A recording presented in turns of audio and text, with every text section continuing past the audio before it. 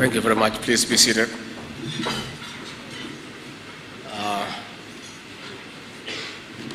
Distinguished guests, good evening. Kindly allow me to adopt the protocols already established. Distinguished guests, I'm here to represent President William RUTO, who was supposed to preside over this occasion, but he got caught up in the western part of the country in his duties of the management of the affairs of this country. And he has sent me with a speech that I'll read. Next week, right here in Nairobi, the world will have a glimpse of a bold, new African vision for global transformation. Our continent will gather to project a fresh African position that will form the platform for just transitions into global net zero, environmentally sustainable shared prosperity, decarbonized manufacturing to meet the needs of all humanity, and a clean, green industrial revolution. The Africa Climate Summit will unveil a new Africa with a new voice, an Africa of abundance and opportunity, a continent endowed with all the resources that are needed to power green prosperity, a single market of over 1 billion people under the Africa Continental Free Trade Area, a young Africa that is growing younger every decade, and an Africa that is ready to step up and take its rightful place as the driver of the next phase of global economic transformation. Through pioneering technologies and bold innovations, a youthful Africa is emerging to undertake structural change in order to transform for good our world systems of production and consumption. Two themes stand out in the analysis of the brave new world of Africa-led green transformation: youth and technological innovation. In the new paradigm, the youth are no longer the leaders of tomorrow that they have been for many decades. They are the pilots of this very moment and the captains of our collective voyage into the infinite field of opportunity that is unfolding before us. Technological innovation lies between the potential of our continent's tremendous resource endowments and our collective aspirations for shared abundance that will lift our people out of poverty into prosperity in their hundreds of millions. Every society relies on the boldness, curiosity, restless energy, and ambitious dreams of its youth to imagine a better future and to fashion, in technology, the pathway and means by which this future is to be reached. Empowering young people in their vast numbers with the capacity to produce new technologies and to apply existing technologies in fresh, imaginative ways is now the most important determinant of transformation potential. As we speak, societies and economies are now beginning to differentiate along the lines of capacity for technological innovation. Going forward into the future, the distinctions will be greater or lesser depending on the uptake of technology and innovation as fundamental components of national cultures. Africa must not be left behind and indeed must move with the global leaders. The time has come for every country on the continent to aggressively invest in the youth through high-quality education and training, and especially in terms of imparting the necessary technical skills, not only to enhance productivity significantly, but also to catalyze sustainable competitiveness through unrelenting innovation.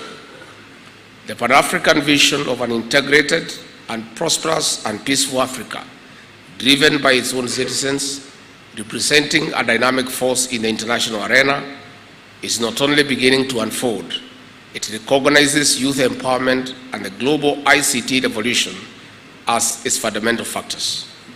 This is why the second goal of the first aspiration refers to well-educated citizens and skills revolutions underpinned by science, technology, and innovation.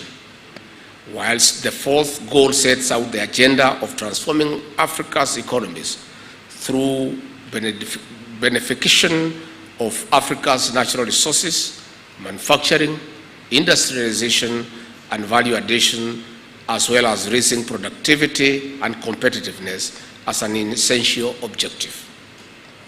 The sixth youth-centered aspiration of the Africa we want specifically identifies the creation of opportunities for Africa's youth for self-realization, access to health, education, and jobs as a fundamental requirement of Agenda 2063. Thus, a Pan-African vision for the transformation of every country on our continent has been set out very clearly. We are in the moment of implementation. I'm happy to report that in Kenya, our bottom-up economic transformative agenda amplifies this vision. We have committed and are in the process of implementing radical positive change through strategic interventions in 5 priority sectors, primarily aimed at creating millions of jobs for our young people. An important underlying consideration is to significantly enhance the productivity of labor. The bottom-up economic transformative agenda, therefore, lays emphasis on the digital superhighway pillar to catalyze transformation in the other 4 pillars. That is, universal healthcare coverage, agriculture, affordable housing, and the hustler economy or cooperatives and MSME sector. At the same time, the digital superhighway lays the foundation through last-mile broadband connectivity to fully launch Kenya's youth into the digital and creative economy by making it possible to establish hubs of innovation and creative expression throughout the country. Further, the agenda lays strong emphasis on our youth-driven ICT potential to support such new-age industries as business process, outsourcing, and other high-quality tech jobs which leverage innovations and artificial intelligence, robotics, and other technologies to enhance our productivity and competitiveness.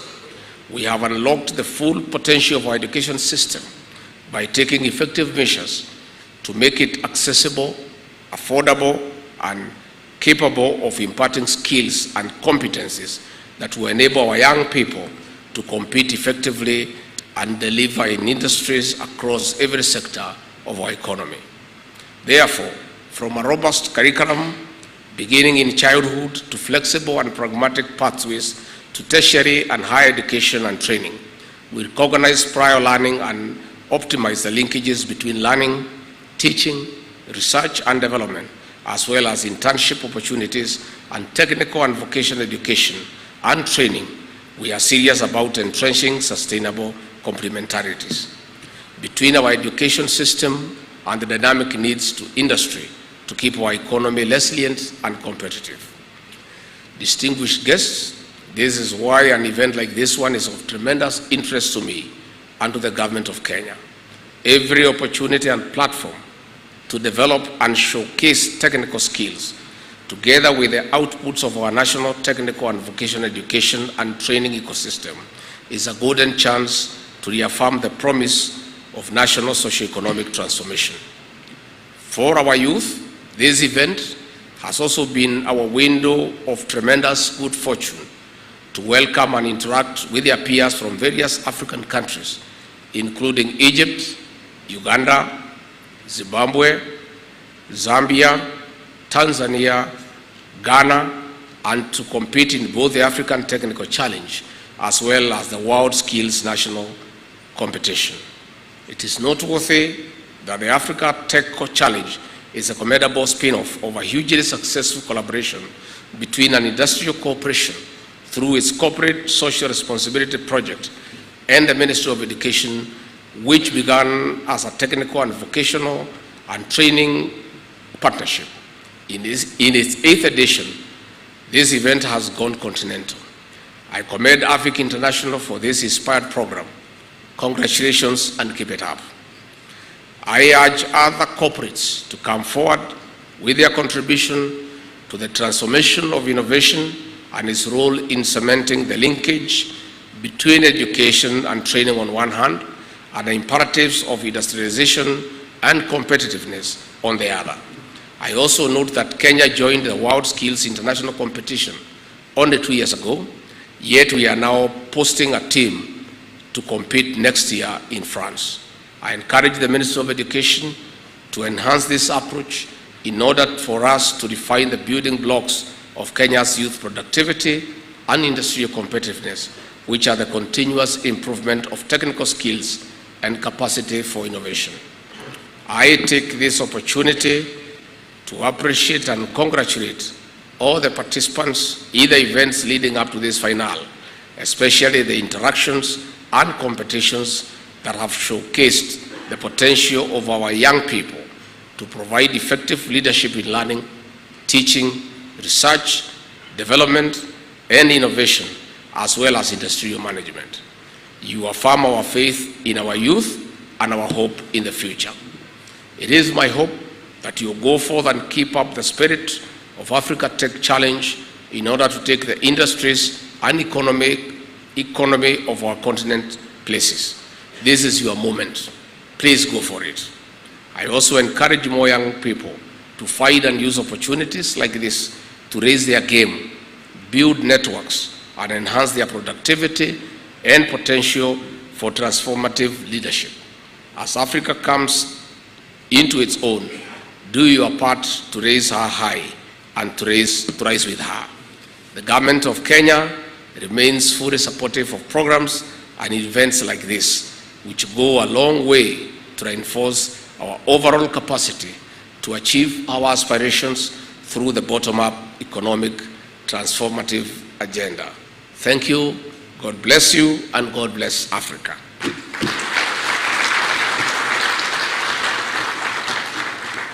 I want to say thank you very much and bring you greetings from President William Ruto. Again, it is always our pleasure to work with our friends. I've told the political counselor that China is our big brother. We are good friends, and this year we mark 60 years of our diplomatic relations, and I have said many times that the infrastructural transformation of this great republic, China has a great mark.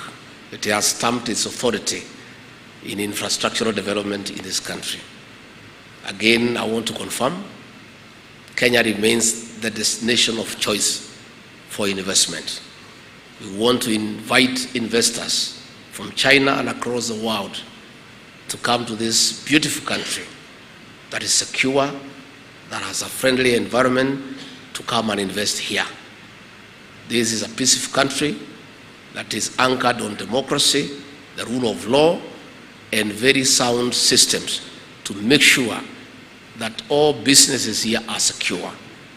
We have, as an administration, given clear and categorical instruction to our cabinet secretaries and the principal secretaries to make it easy for any investor from anywhere in the world to come and invest here. We have done away with bureaucracy and red tape in terms of accrediting and allowing investors to come to this beautiful country. So I want to invite every investor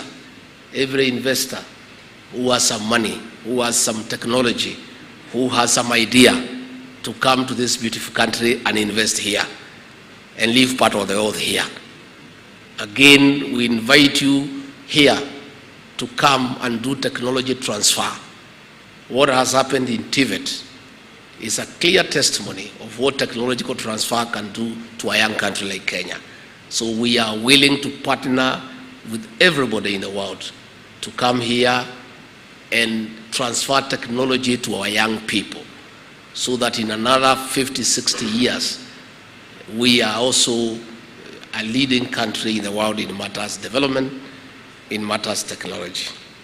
Finally, for those of you who have come from outside this country, I want to take this opportunity on behalf of President William Ruto and the government of the Republic of Kenya to tell you to feel at home, to invite you to look around and sample our very best. Take time, go to Masai Mara. The eighth wonder of the world is taking place a few minutes from here.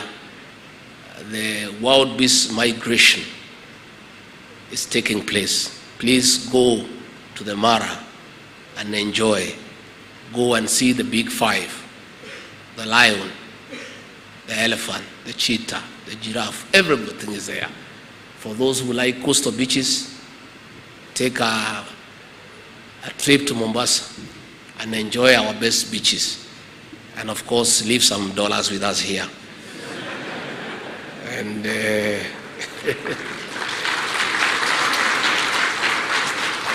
and above all, sample our cultural heritage.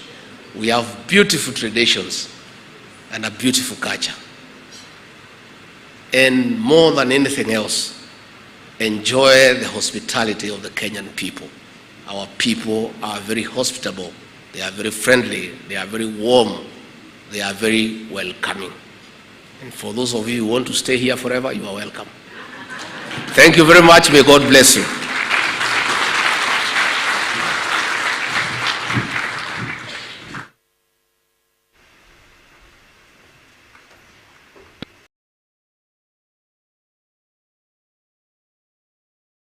In fresh, imaginative ways is now the most important.